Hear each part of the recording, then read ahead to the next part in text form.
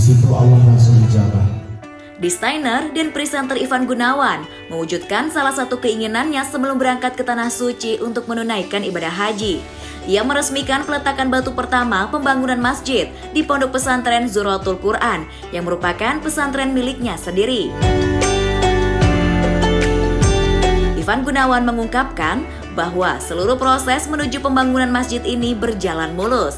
Ia merasa semua hal seperti mengalir dengan sendirinya, tanpa hambatan berarti sejak awal.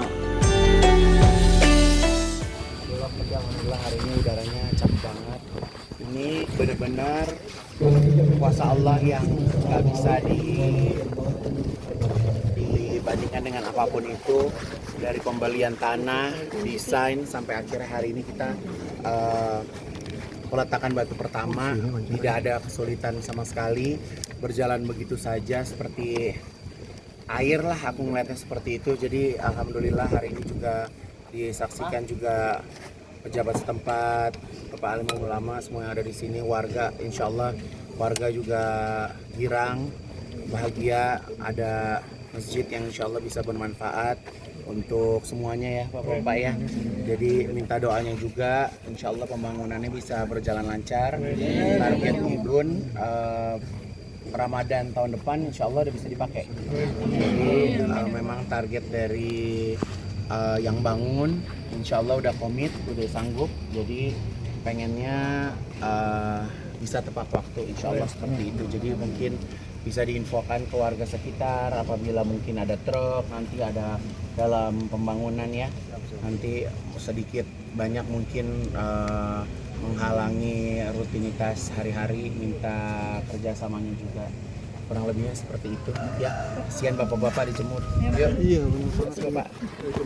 Amannya lontong cakul ya, karena kan ini kan jam 10 nih ya, bukan makan siang, jadi buat ganjel-ganjel kehidupan aja gitu. Kita alhamdulillah sekali lagi berjalan lancar. Ini nih rombongan yang lagi ngantri nih pemirsa, mesti tahu ini adalah rombongan pengajar yang ngajarin bahasa Arab. Ya, jadi mereka ini pun saya kasih tanggung jawab untuk bisa memberikan pendidikan pendidikan bahasa Arab yang insya Allah bahasa itu bisa dijadikan alat komunikasi bagi mereka kelak ya. Karena buat aku kalau kita hidup punya basic pelajaran agama bahasa, insya Allah bisa hidup di mana aja. Bahasa Inggrisnya dia harus ada, bahasa Arab insya Allah dia bisa gitu. Jadi nanti dia mau apakah nanti mau ngelanjutin sekolah kemana gitu, insya Allah dia bisa lah gitu. Jadi kita kalau belajar bahasa Arab seminggu berapa kali? Seminggu itu 3 kali tapi continue terus. Seminggu 3 kali continue. Nah selama ini nih kita berdiri nih belajarnya di sini nih teman-teman. Tapi insya Allah nanti kalau masih itu terjadi di lantai 2 itu benar-benar jadi sekolah. Jadi kayak tempat belajar mengajar. Ntar kita bagi yang mana laki, yang mana perempuan. Pokoknya insya Allah lah. Semoga aja anak didiknya nggak pada ngantuk ya, karena masjidnya kita bikin dingin. Nah kalau pada ngantuk, gue matiin AC-nya. Yuk makan. Di pesantren Zuratul Quran, ini adalah pesantren yang aku bangun dari setahun yang lalu. Kita sekarang berada di bangunan utama, di mana bangunan ini adalah tempat anak-anak tinggal. Ada asrama putri, ada asrama putra, dan tempat belajar mengajar. Tapi karena tempat belajar mengajarnya kurang besar, jadi akhirnya kita buat di lantai 2 masjid. Jadi masjid yang aku bangun ini nantinya akan menjadi 2 lantai. Lantai utama di bawah itu buat ibadah sholat atau saf laki-laki. Yang lantai kedua adalah saf sholat perempuan dan juga kelas buat mereka belajar. Dan aku juga buatin seperti food court buat mereka makan, buat mereka masak. Karena kalau di pesantren aku masaknya itu secara bergantian. Jadi dapurnya nyaman, enak, makannya juga enak. Kalau selama ini kan makannya kita masih di lantai ya gitu, tapi insya Allah nanti kalau food courtnya udah jadi, makannya benar-benar bisa duduk di meja gitu. Jadi pemirsa juga terima kasih selalu punya rasa ingin tahu, selalu pengen datang, pengen lihat aktivitas aku seperti apa. Ini benar-benar cepat banget prosesnya, dari proses jual beli tanah sampai akhirnya desain, sama memang target aku adalah sebelum aku berangkat aku pengen ada peletakan batu pertama di hari ini. Alhamdulillah juga diiyain sama Allah dan semuanya berjalan dengan lancar. Ini di belakang lagi mulai makan sarapan pagi yang insya Allah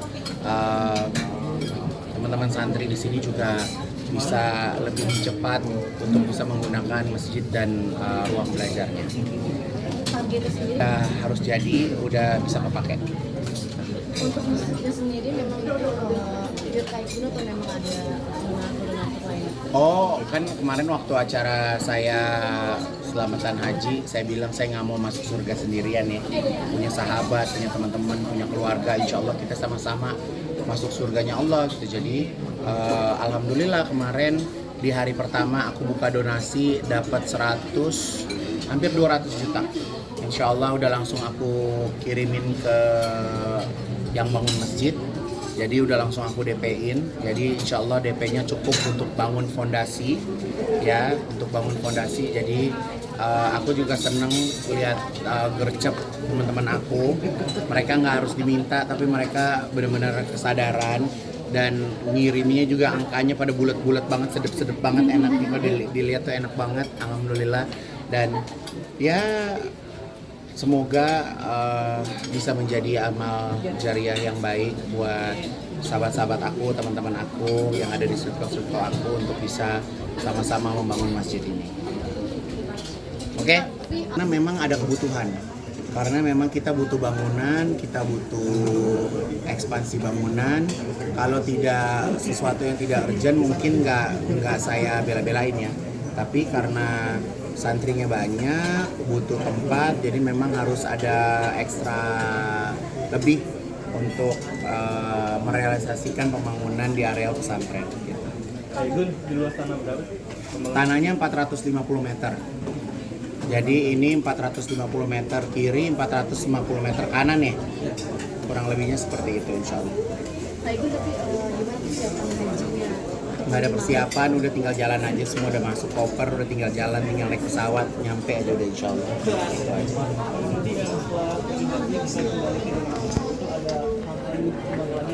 Belum tahu, aku nggak pernah berhayal terlalu jauh ya.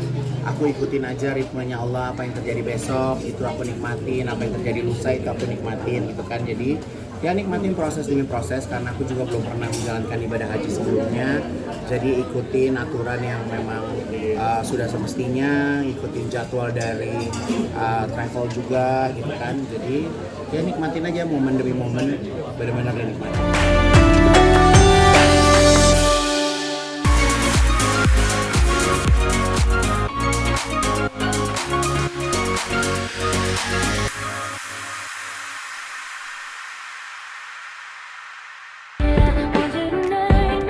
Penyanyi Iis Dahlia ikut mencermati dinamika yang sedang terjadi antara pencipta lagu dengan sejumlah penyanyi yang terjadi di tanah air.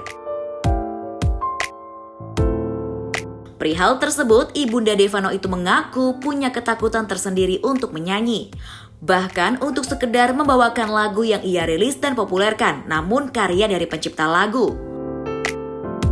Wanita berkumis tipis itu pun sampai pada titik dirinya merasa tidak nyaman dan aman untuk bernyanyi karena dilanda ketakutan. Dirinya berharap revisi Undang-Undang Hak Cipta segera dilakukan dan dapat memberikan rasa aman dengan aturan yang jelas dan tidak lagi membingungkan.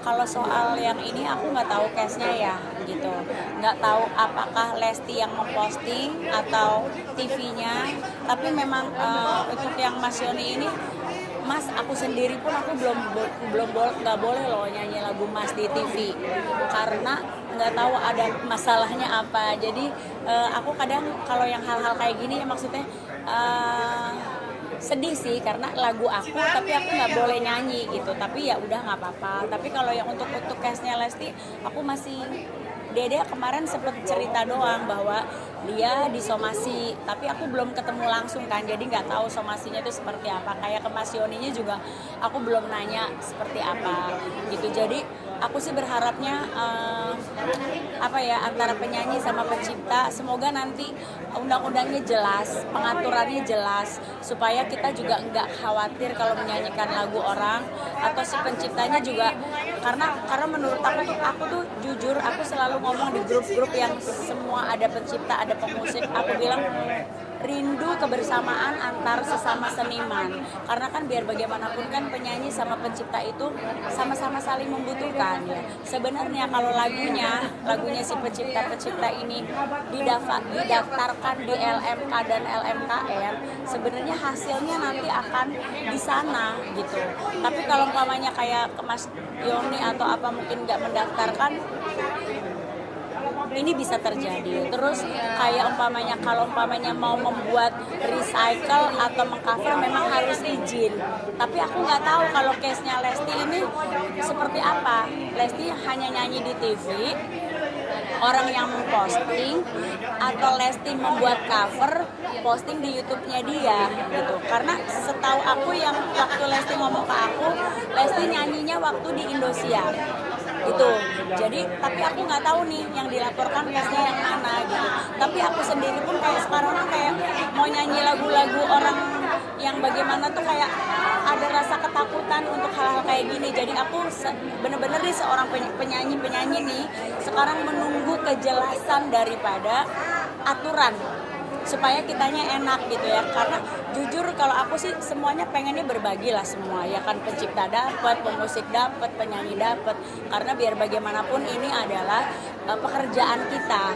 Kalau pekerjaan kan harus mendapat imbalan ya gitu. Tapi sebenarnya ini juga kewajibannya LMK dan LMKN, justru karena aku sih kepengennya nih kita bersatu untuk mempertanyakan LMK dan LMKN ini.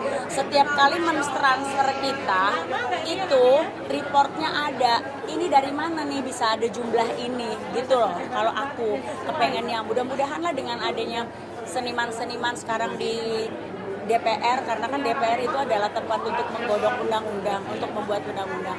Mudah-mudahan ada kejelasan sehingga hal-hal seperti ini tidak terjadi. Mais, kalau memilih salah satu kan kayaknya nggak mungkin karena dua-duanya kenal baik gitu, Yeah. Mais. Tapi di case ini tuh Mais lebih ke komunikasinya lebih. Aku pengennya mereka bertemu aja, mereka bertemu, komunikasi. Ini kan kejadian kayak gini nih ya. Ari Bias sama Agnes karena tidak ada komunikasi. Lesti sama Mas Yoni pun mungkin karena tidak ada komunikasi. Jadi pengennya tuh udah ketemu aja, discuss, komunikasi maunya seperti apa gitu. Karena kalau aku bukan tipe orang yang seneng ribut-ribut, apalagi sampai saling melapor, enggak lah. Karena seniman tuh sejatinya adalah, kalau aku ya, aku ngerasa antar sesama seniman tuh kayak bersaudara loh. Kalau aku gitu. Ya, jadi aku nggak mau nih kalau ada case-case yang begini gitu.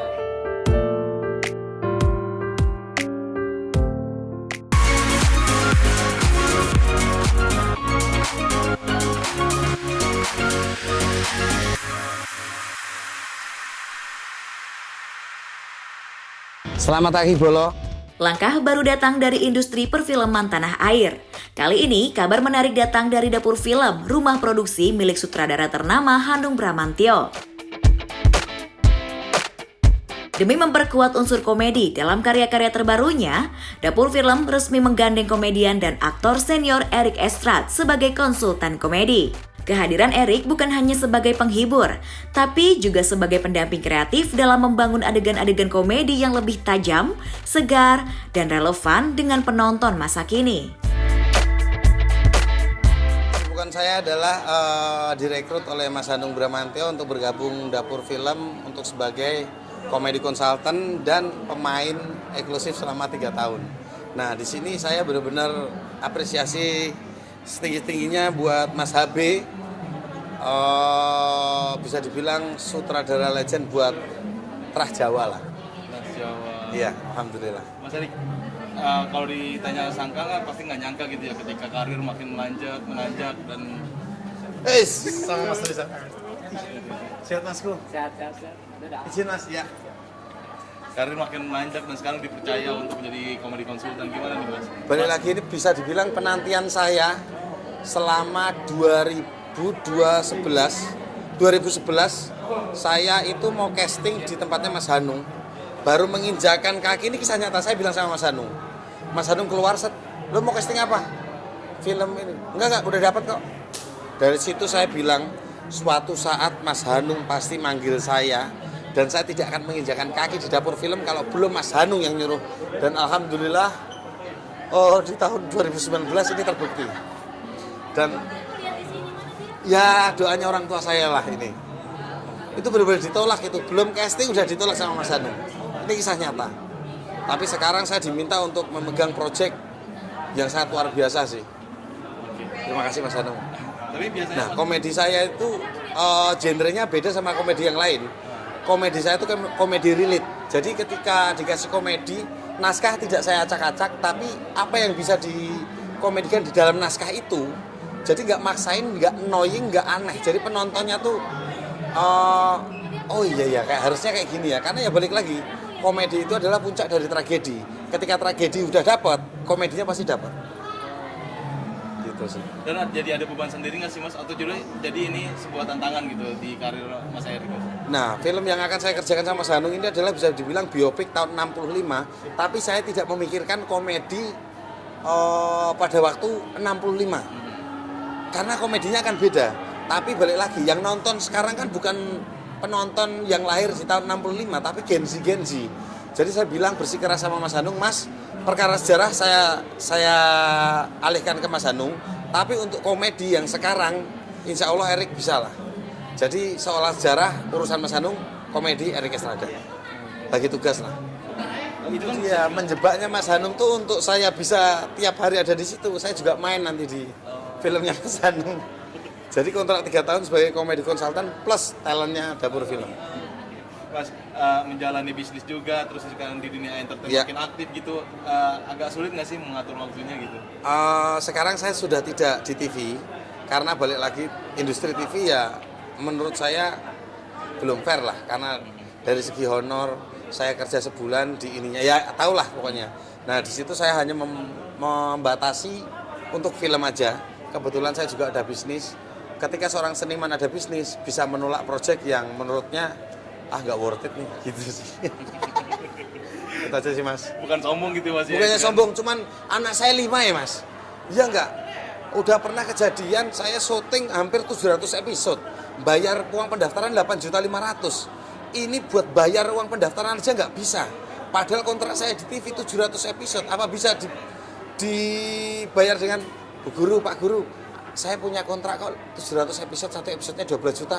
Nggak bisa, harus dibayar dengan cash. Nah dari situ saya sadar, saya relate aja, makanya saya yang di film aja. Film tuh sebelum syuting dikasih uang,